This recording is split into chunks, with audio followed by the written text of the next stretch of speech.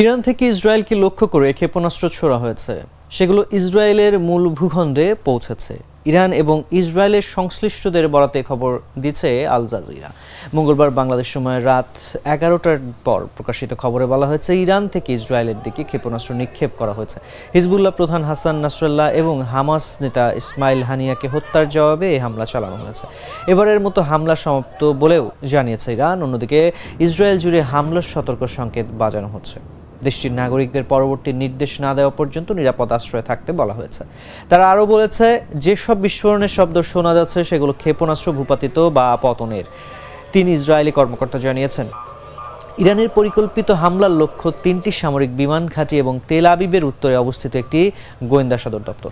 মঙ্গলবার দুপুরে ওই সদর দপ্তর খালি করে ফেলা হয়েছে।